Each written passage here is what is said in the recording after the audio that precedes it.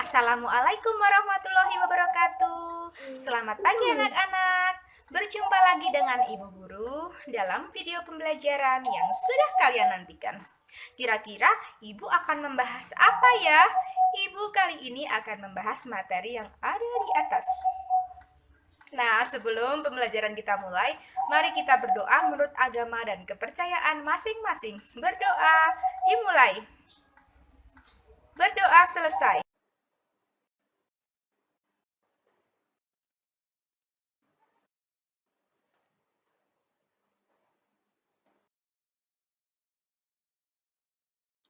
Anak-anak, kali ini Ibu akan memberikan pembelajaran tema 2, subtema 1, pembelajaran 6. Nah, ini dia muncul kan, pembelajaran 6. Pembelajaran apakah itu? Banyak sekali di dalamnya pembelajaran-pembelajaran yang perlu kalian simak. Tapi, mari kita bercerita dulu. Kita simak baik-baik ya. Ibu tulis di papan tulis dulu ya.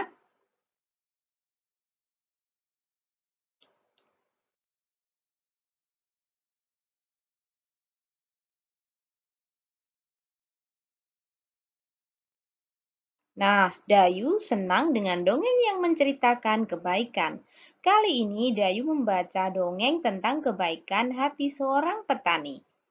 Ayah Dayu pernah bercerita tentang pekerjaan petani. Petani menanam benih tanaman di sawah atau ladang. Setiap hari, petani menyiram dan merawat tanaman yang ditanamnya, hingga akhirnya tanaman-tanaman tersebut siap untuk dipanen.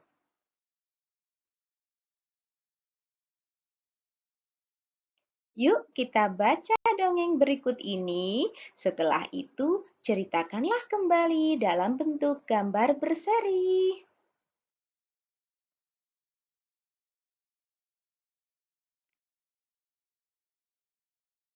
Petani yang baik hati.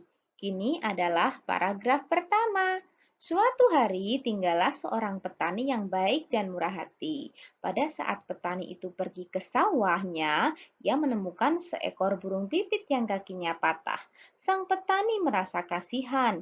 Ia pun membawa burung itu ke rumahnya yang sederhana. Sang petani langsung mengobati kaki burung tersebut. Setelah beberapa hari ia rawat, burung pipit itu ia lepaskan kembali ke alam bebas.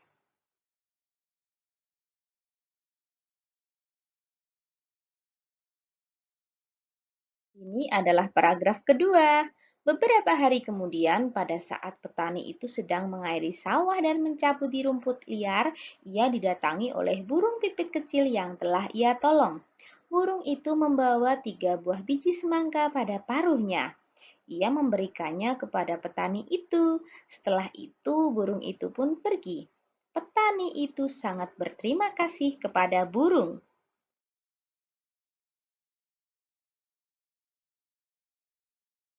Dan paragraf ketiga, mari kita baca bersama. Besoknya, sang petani menanam biji-biji semangka itu di dekat rumahnya. Setelah ia mengurus bibit pohon semangka itu pun tumbuh. Semakin lama, pohon itu semakin besar. Akhirnya, pohon semangka berbuah. Petani itu sangat senang. Ia mengambil ketiga buah semangka itu. Ini adalah paragraf keempat. Mari kita baca lagi ya. Pada saat ia membelah buah semangka yang pertama, keluarlah beberapa bongkah emas dan berlian yang berkilauan. Petani itu merasa sangat kaget bercampur senang. Lalu ia membelah semangka yang kedua. Ternyata isinya adalah bahan-bahan bangunan. Petani itu merasa bahagia. Sangat bahagia. Lalu ia membelah semangka terakhir. Ternyata keluarlah para pekerja yang siap membangun istana yang megah untuk ia tinggali.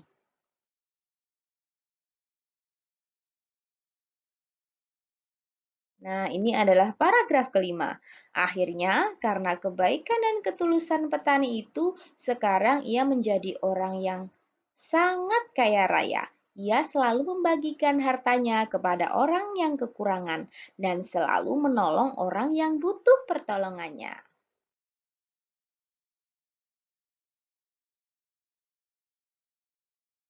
Nah, anak-anak, dari cerita tadi atau dongeng tadi, maka buatlah gambar yang menceritakan dongeng petani yang baik hati dari paragraf pertama tadi. Kemudian kedua, ketiga, keempat, dan kelima.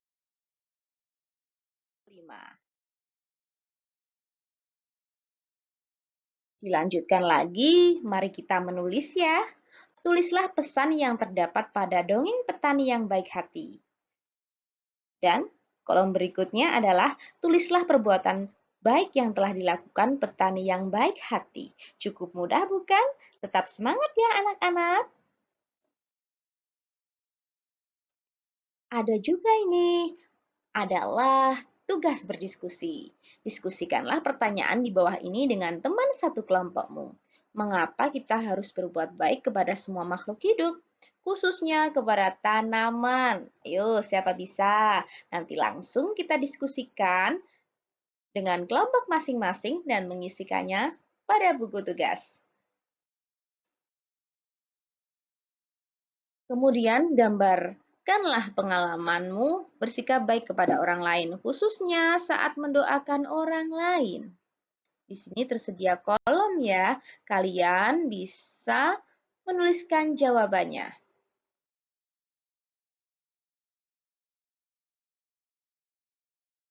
Setelah itu, mari kita berlatih ya. Dayu dan teman-temannya mengunjungi kebun manggis. Kebun manggis itu milik Paman Dayu.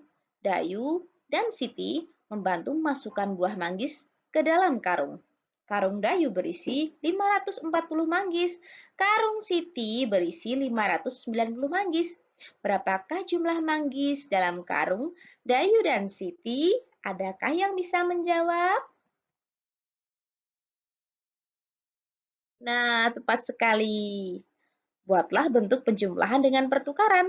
540 tambah 590 adalah 1130. Dan bila kita tukar tempat, 590 ditambah 540 hasilnya adalah 1130. Jadi 540 ditambah 590 sama dengan 590 ditambah 540. Jadi hasilnya akan tetap sama walaupun terdapat pertukaran tempat.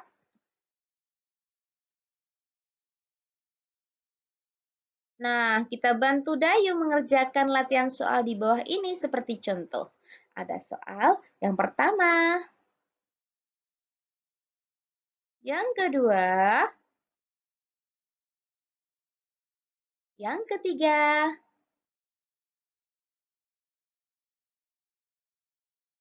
nah, berikut tadi penjelasan Ibu Guru mengenai pembelajaran hari ini. Jangan lupa mengerjakan tugas dan salam sehat serta jaga imunitas selalu. Eits, jangan lupa juga, anak-anak Ibu harus tetap mengerjakan tugas. Tetap semangat ya. Ibu akhiri sekian. Wassalamualaikum warahmatullahi wabarakatuh.